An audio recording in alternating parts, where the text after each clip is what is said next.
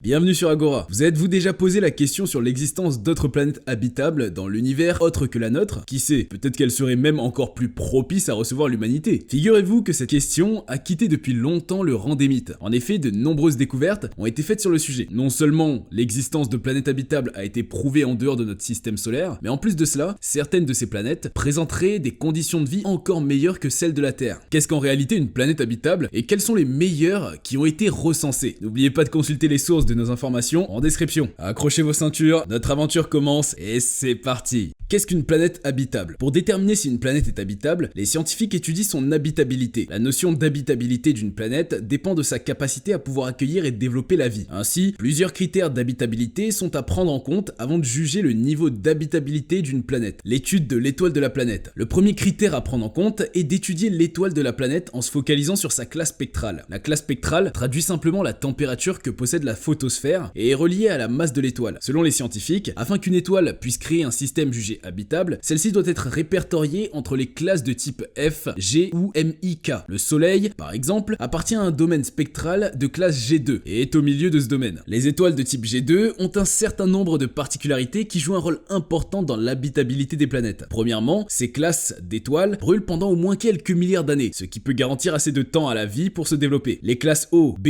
et A, quant à elles, brûlent durant un temps moins considérable, soit environ 1 milliard d'années, et parfois ne dépassent même pas 10 millions d'années. Une autre particularité de ces types d'étoiles est qu'elles provoquent d'importantes réactions dans l'atmosphère grâce aux rayons ultraviolets qu'elles émettent. De plus, la probabilité pour que l'eau sous la forme de liquide soit présente à la surface des planètes orbitant à une distance raisonnable, ne donnant pas lieu à une rotation synchrone, est élevée. D'après les découvertes, les étoiles de classe G2 représentent 5 à 10% de notre galaxie et sont considérées comme ni trop chaudes ni trop froides. Elles brûlent au moins pendant le temps nécessaire qu'il faut pour permettre le développement de la vie. Une zone habitable stable. La deuxième condition pour qu'une planète soit considérée comme habitable est qu'elle soit dans une zone habitable stable. Une zone habitable est une région théorique autour d'une étoile où les conditions de température sont idéales pour permettre à une planète de disposer de l'eau liquide sur sa surface. L'eau liquide, ce composé bien connu dans notre planète, est indispensable à la vie sur Terre. En effet, en son absence, aucune activité jugée biologique ne peut se produire et même si certains organismes desséchés peuvent survivre à l'état de spore, leur métabolisme sera automatiquement stoppé. Pourtant, à n'importe quel endroit où se trouve ce composé, même à grande profondeur sous terre, où les conditions sont extrêmement chaudes, salées ou autres, la vie est active. Nous pouvons donc dire que l'eau liquide est en effet le composé le plus indispensable pour la vie sur Terre. Malgré toutes ces affirmations, les scientifiques commencent par émettre l'hypothèse selon laquelle ce composé ne soit peut-être pas une condition fondamentale pour permettre la vie dans d'autres écosystèmes. Il est possible que cette fixette que nous avons sur celui-ci ne soit en effet que la conséquence normale du rôle qu'il joue pour le maintien de la vie des espèces terrestres. Ainsi, si des formes de vie étaient découvertes sur des planètes dans lesquelles l'eau est absente, la notion de zone habitable devrait prendre un tout autre sens, ou devrait même être simplement mise de côté, car elle est jugée trop restrictive. Ceci dit, zone habitable stable présente deux particularités. La variation au cours du temps. En effet, une zone habitable doit très peu varier au cours du temps. Retenez bien que la luminosité des étoiles augmente avec leur âge, et donc une zone habitable s'écarte de son étoile au fur et à mesure du temps. Si ce mouvement est trop rapide, comme par exemple dans le cas d'une étoile supermassive, la planète ne résidera dans la zone habitable que pendant très peu de temps, ce qui réduira fortement les chances que la vie y évolue. Ainsi, comme pour l'évolution des étoiles, les hypothèses sur les conditions atmosphériques et géologiques de la planète influencent énormément le calcul de la zone habitable. Par conséquent, les paramètres proposés pour calculer la zone habitable du Soleil ont beaucoup changé au fur et à mesure que le concept a évolué. La taille de l'exoplanète. Le deuxième critère concerne la taille de l'exoplanète. En effet, aucun corps de masse importante, tel que les planètes géantes gazeuses, ne doit être dans la zone habitable ou encore à proximité. Pourquoi? En effet, il pourrait nuire à la formation des planètes telluriques. Cela veut dire les planètes ayant une surface solide. Si par exemple Jupiter résidait entre les orbites de la Terre et celles de Vénus, ces dernières n'existeraient probablement pas. Et même dans le cas contraire, elles ne seraient que des satellites. Les chercheurs ont pu faire face à ce phénomène à plusieurs reprises. De nombreuses planètes géantes positionnées à proximité des orbites de leur étoile ne donnent aucune possibilité d'existence de zone habitable. A l'inverse, une exoplanète de très petite taille ne serait non plus considérée considérée comme habitable, car sa faible masse ne serait sûrement pas capable pour retenir son atmosphère qui s'échapperait progressivement de l'emprise gravitationnelle de la planète. Pour conclure, nous pouvons dire que la taille d'une planète ne doit être ni trop grande ni trop petite, comme pour la distance la séparant de son étoile. Tout doit être donc bien modéré. La faible variation de luminosité. Savez-vous que toutes les étoiles émettent des fluctuations de luminosité? Ceci dit, même si la majorité de ces dernières sont relativement stables, une importante minorité d'entre elles varie et présente d'intenses augmentations de luminosité. Les chances que les étoiles abritent un jour une forme de vie sont presque inexistantes en raison de la quantité d'énergie radiative reçue. Les changements dans les flux d'énergie sont préjudiciables à la survie des organismes. L'espèce humaine a du mal à s'habituer aux changements brusques de température et devra supporter une grande quantité de rayons X. Cet environnement sera sans doute toxique pour la plupart des espèces vivantes en raison de tous ces rayons et de ce rayonnement accru. Il est vrai que l'atmosphère jouera un rôle protecteur, mais elle ne pourra le faire que pendant un certain temps, car elle finira par être confrontée à de fortes variations. Le Soleil, par exemple, ne connaît que des variations de 0,1, et même si elles ne sont pas officielles, il existe tout de même des preuves irréfutables que ce faible taux influe le climat de notre planète. 3 planètes habitables recensées par la NASA. En prenant également en compte les critères tels que la métallicité et les systèmes binaires, sans oublier ceux cités précédemment, les chercheurs ont réussi à recenser une vingtaine d'exoplanètes qu'ils considèrent comme habitables. Parmi celles-ci, nous avons Kepler K218b. Cette exoplanète a été découverte en 2015 par la sonde spatiale Kepler de la NASA. Elle présente des caractéristiques bien opposées à celles de notre planète. Premièrement, elle fait 8 fois la masse de notre planète, ce qui nous laisse penser à ce qu'elle est soit une planète rocheuse dotée d'une atmosphère épaisse et riche en hydrogène, ou qu'elle soit une planète géante de glace comme Neptune. Une autre particularité de cette planète est qu'elle orbite 7 fois plus proche de son étoile que la Terre du Soleil. Son étoile, une naine rouge, est de classe spectrale de type M. Donc en théorie, il y a de fortes chances qu'elle soit une zone habitable stable. En se penchant sur certains modèles, la température de cette exoplanète est estimée entre moins 73 degrés Celsius et plus 46 degrés Celsius. Mais la possibilité que la température d'équilibre ne soit du tout pas similaire à celle de notre planète n'est pas à exclure, si elle est aussi réfléchissante que cette dernière. De plus, la découverte de l'eau sur cette planète laisse espérer des mondes habitables en dehors de notre système solaire. En effet, grâce aux données recueillies par les télescopes Hubble, Spitzer et Kepler, les chercheurs ont confirmé la présence de vapeur d'eau atmosphérique ainsi que l'existence d'une couche d'hydrogène. Une série de scénarios a ainsi été établie sur la base. Ils ont ensuite établi un certain nombre de scénarios basés sur ces données atmosphériques pour déterminer les conditions pouvant régner à la surface. Certains modèles émettent la possibilité que K2-18b soit un monde océan recouverte d'eau liquide avec des pressions et des températures semblables à celles de la Terre. Cette étude montre que la recherche des habitables ne doit pas être limitée aux exoplanètes comme la Terre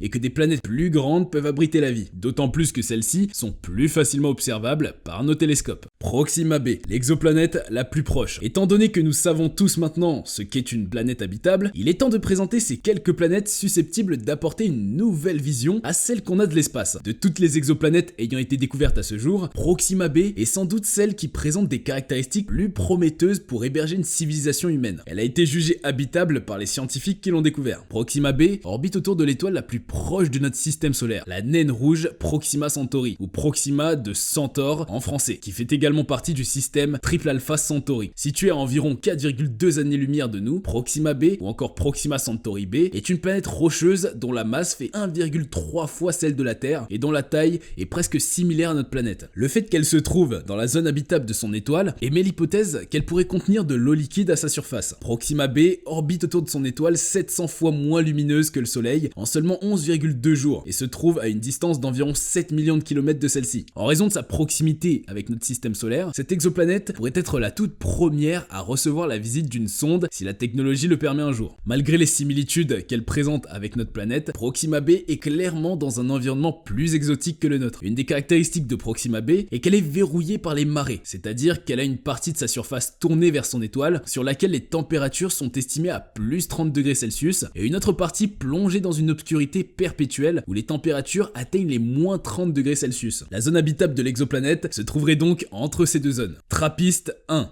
Un autre système planétaire qui promet la vie. TRAPPIST 1, découverte en 2016, n'est pas une exoplanète, mais plutôt un système planétaire composé de 7 exoplanètes aux surfaces rocheuses tournant autour d'une naine rouge appelée elle-même TRAPPIST 1. En effet, cette naine rouge a un rayonnement plus faible que notre Soleil, car elle est 10 fois moins massive que lui, ce qui ne pose pas un problème en soi si on tient compte de la proximité qu'elle a avec ses planètes. La planète la plus éloignée de TRAPPIST 1 se nomme TRAPPIST 1H. Elle est 6 fois plus proche de son étoile que Mercure ne l'est du Soleil. Les planètes de TRAPPIST 1, à savoir B, C, D, E, F, G et H, orbitent autour de leur étoile en seulement une période allant d'une journée et demie et 19 jours. Une chose qui pourrait être justifiée par le rapprochement qu'elles ont avec cette dernière. Pour permettre la stabilité de ce système, les planètes s'organisent afin de créer une certaine forme d'équilibre. La planète H accomplit 2 orbites, la G en fait 3, la F 4 et la B 24 par exemple. Et ainsi, le système maintient un équilibre constant. Il existe toutefois d'infimes